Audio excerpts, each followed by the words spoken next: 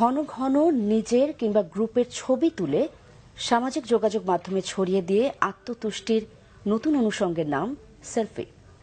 তরুণদের কথা বাদই যাক, শিশু থেকে বৃদ্ধ সবাই কম বেশি ব্যস্ত সেলফিতে। তবে কারণে অকারণে অথবা জীবনের ঝুঁকি নিয়ে সেলফি তোলাকে মানসিক ব্যাধি হিসেবে দেখছেন বিশ্লেষকরা। সেলফির ইতিবাচক নেতিবাচক দুই দিক নিয়েই দুই পর্বের প্রতিবেদনের আজ প্রথম পর্বে থাকছে নেতিবাচক দিক। Good night selfie.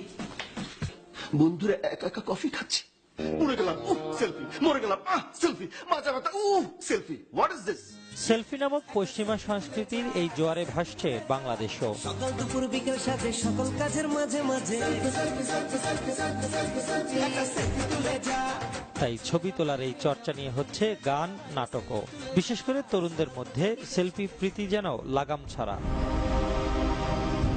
কয়েকদিন আগে সেলফি তুলতে গিয়ে ট্রেনে কাটা পড়ে প্রাণী হারালো ব্রাহ্মণবাড়িয়ার ৩ কিশোর। জীবনের ঝুঁকি নিয়ে সেলফি তোলার এই প্রবণতা বাড়ছে দিনকে দিন। সেলফি তোলার পক্ষেই না, তারপরেও এক একজন তুলতে পারে, এক একটা তুললো যে আমার খুব প্রয়োজন, আমরা দেখতে ইচ্ছা করবে সেই জন্য। কারণ সেলফি তুলতে গেলে যে এই যে মৃত্যু ঘটছে এগুলাকে অপমৃত্যুও না বলে না, ইচ্ছাকৃত ভাবে। ফেসবুকেও দেখেছি অনেক রিস্কি জিনিসপত্র, মানে ছবি যে মারাও গিয়েছেন অনেকে, তো অবশ্যই বের হওয়া উচিত। জেনারেশনের মধ্যে সেলফির প্রবণতাটা ব্যাপক। সেলফি তুলো বাট জায়গা বুঝে। স্পর্শকাতর স্থান এমনকি মৃতদেহের পাশে সেলফি তুলে সামাজিক যোগাযোগ মাধ্যমে ছড়িয়ে সামাজিক হওয়ার চেষ্টা কারো কারো।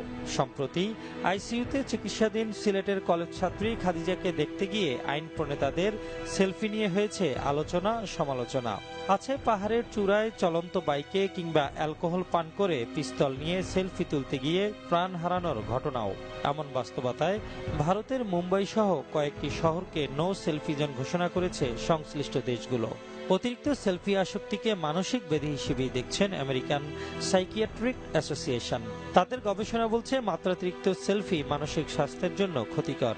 বিশেষ করে বিকৃত ঢঙে বা ভঙ্গিতে ছবি তোলা ব্যাহত করতে পারে স্বাভাবিক চিন্তা চেতনাকে। এড়িয়ে যাওয়াটা সম্ভব হবে না, এটা একটা বৈশ্বিক একটা চাহিদা। কিন্তু আমরা দেখছি তারা এমন সব প্রক্রিয়ার সাথে নিজেদেরকে সম্পৃক্ত করে ছবি তুলছে যেগুলো আমাদের সামাজিক ঐতিহ্যের বা মূল্য